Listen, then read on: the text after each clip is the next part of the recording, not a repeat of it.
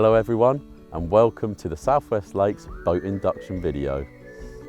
So before fishing, when you're booking a boat, you need to look at the weather conditions. What we are saying is if the wind is over a force 4 on the Beaufort scale and there are white horses present on the lake, we do not recommend going out on a boat, so we may withdraw the boat bookings on the day. This can be looked up on various apps or websites for weather conditions. Also to look for are sunny days, so what we recommend, you bring your sunglasses, bring your hat, that's for all wet fishing conditions, sun cream, and then in the colder months, make sure you wrap up warm. You will need to sign a disclaimer before you start fishing. This will be available on the point of booking, and after you have looked through this induction video or had a personal induction, you will need to sign it. Look for blue-green algae present on the lake. There may be some on some of the fisheries. There will be signs to warn you. And also make sure you are aware of the rules and regulations of the lake before you start fishing. There will be net dips available at the entrance of the fisheries, and so dip all relevant equipment such as nets, drogues and so on.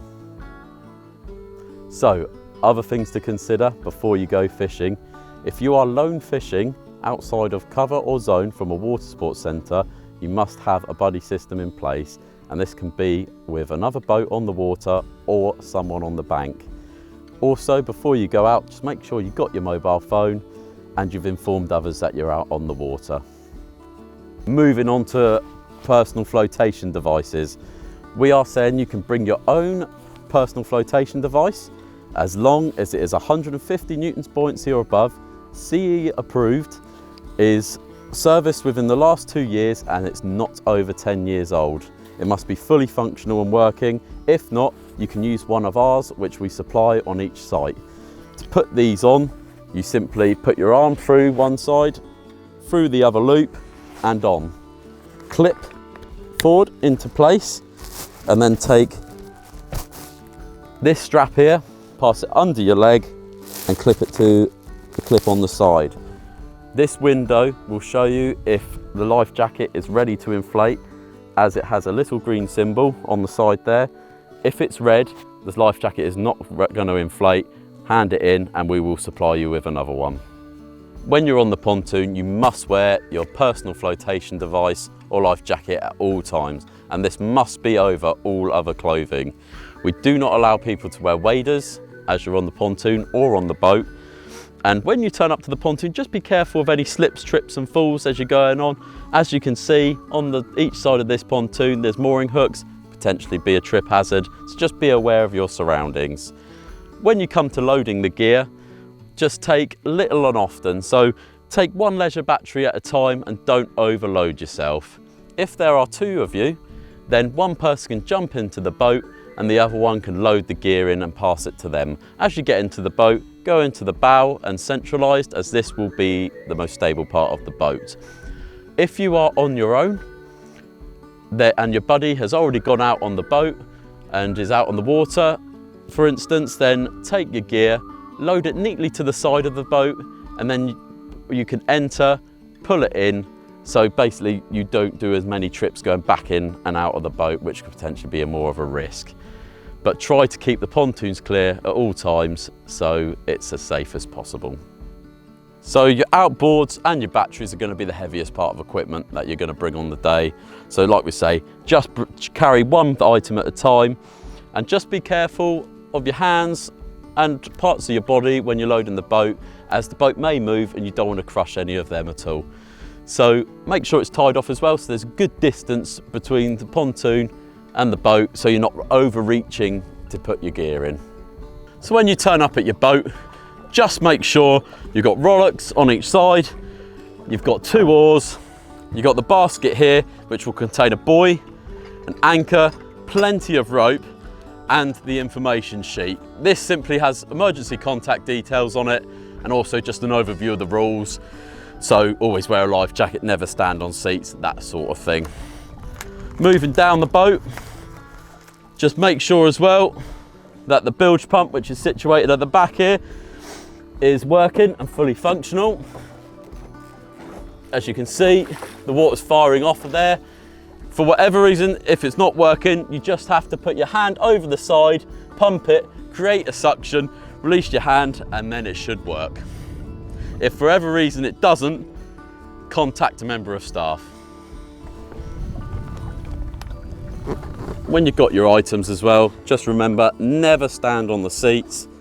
Always stay centralised when you're walking down the boat. So once you've got it clipped in and all solid, you simply tilt it back a little bit with the little handle at the back here. Pull the little clip up on the side, and the outboard will go down into the water and fit into place. The outboard itself, outboards come in all different shapes and sizes. With this one in particular, you've got the gear selector on the side here. As you can see, there's an R for reverse, N for neutral, and F for forward. Moving on around, you've got the pull cord here, the kill cord here, and the choke there. Moving it around again, you've got the tiller arm here, and the throttle.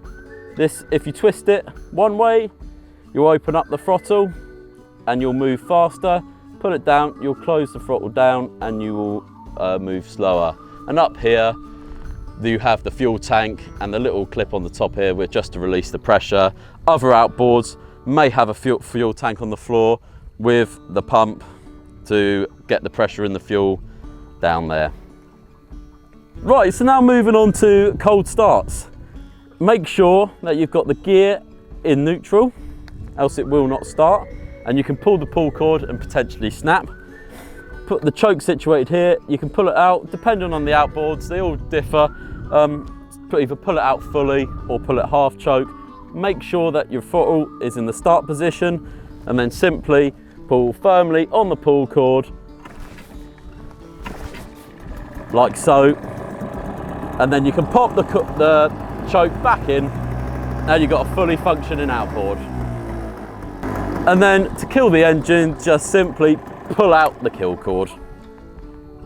So now we're going to look onto a warm start. So what we're saying is, once you've done your cold start and everything's sorted and the engine's warm, row out into the water so you are clear of all other water users. And then you can do the warm start to get your engine running. So to simply do that, make sure it is in neutral again, have your kill cord fitted, make sure the choke's in and the outboard is in the restart position, and then simply pull the cord and it should start. If for whatever reason, if it doesn't start within 3 or 4 pulls, do a cold start again. And then to kill it, just simply pull the kill cord again. Any issues, contact a member of staff or angling club. On the water, what we say is never use full speed around other water users. These will include swimmers, paddle boarders, sailing boats, anglers, anything like that. We say if you can keep around 30 meters away or more, that's ideal. Also keep 30 meters away from any dams, towers or spillways or any other water infrastructure on the lakes. Avoid fishing in sailing routes or other prohibited areas. These could be reserves or no fishing zones. These will be available on the website so you are aware. Obviously, no smoking around the fuel tanks if you're using a petrol outboard. Remain seated when fishing at all times. You'll have the emergency contact sheet in your basket as discussed before. If your boat becomes swamped and starts filling up with water and you're going to lose it, then simply inflate your life jacket, signal to your buddy, or ring the emergency contact details so the safety cover is aware, and then be prepared to exit the boat into the water. You will have a whistle on these life jackets which will aid any signalling. So now we come on to lowering the anchor. So in the basket here we have the rope, anchor and buoy. We'll take that out. Simply lower it over the side, nice and steady. Once it's hit the bottom, then simply get the rope and connect it to the central seat here. You can tie a knot that's quick release in case of emergency, like so, and that should hold you in place, and then simply you pull that and you're good to go. And you can pull this back up. Just be careful of your body weight and positioning while you're doing this. Try and keep as centralised as possible and stable, and then pop it back in the basket there. For whatever reason, if your anchor does get stuck and you cannot retrieve it, just simply tie this boy onto the end of the rope, put it over the side, and then inform a member of the staff that where you have put it, so we can collect it at a later date. Drogues. Some companies provide clips for your drogues. If you can use them, that's absolutely fantastic. That just aids a quick release system if you are in an emergency. When attaching the drogue, just make sure that it's nice and centralised, so the combined weight of the occupants is outside the centre line. This will stop any rolling or potential of the boat swamping. If your outboard becomes blocked from whatever, that could be weed, old rope, fishing line, you need to unblock it. Simply stop your outboard, put it into neutral. If you're using an electric outboard, just unclip the leads that connect to the battery. On the side of the outboard here, hold there, and then on the bracket at the front and pull up. This will bring the propeller up. Then simply untangle whatever's fouled onto it, bring it on board, don't throw it back into the water because you could potentially foul on it again, and then simply hold the bracket at the top there, pull the clip up and release the outboard back down. For whatever reason, if you cannot do this on the boat, then simply row back to shore and unblock it where it's safe to do so. And then further on, if there's still a problem, just contact a member of staff or an angling club who run the boats, and they should help as well. So things to consider when using an electric outboard. Different outboards will have different attachments. These have got these clips, you can have crocodile clips or various others. Make sure you've got the right size battery for the outboard that you're going to use. And then simply look for the symbol on here. Black leads will go to negative, red leads will go to positive, and these are simply signed here on each side of the batteries here. Then you simply just pop it in, like so, and push the clip down. That one's connected now. Same again, that one's connected. Any battery acid spillages, inform a member of staff straight away, so we know. And then to unattach them, just simply pull the clip back up and again, and this will stop the outboard from working. So when you want to unblock the engine or anything, that's what you do. Arriving back to the pontoon is fairly similar to when you left. When you're out in the water, be aware of your surroundings. Look how busy it is, how many people are in the water around it, and also watch your speed when you're coming in. So simply switch the engine off as you're approaching and then row to the pontoon. Once you're safe to, row in, come back to where you want the boat to be and simply attach the ropes back to the mooring hooks that are situated on the pontoon. So now unloading the gear, again very similar to when you're loading it. Always stay on the centre line of the boat and never stand on the seats. Also, never carry any equipment while you're leaving the boat.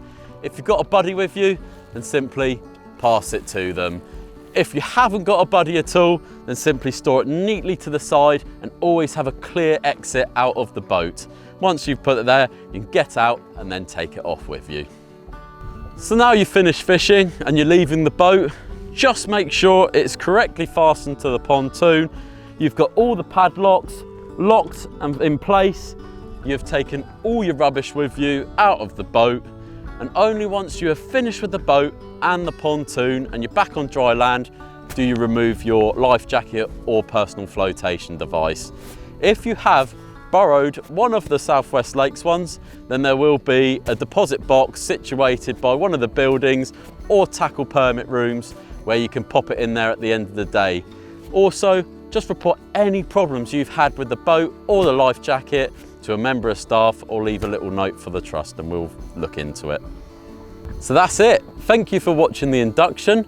If you have any questions at all about it, please feel free to contact South West Lakes either by phone or by email, and we will answer them.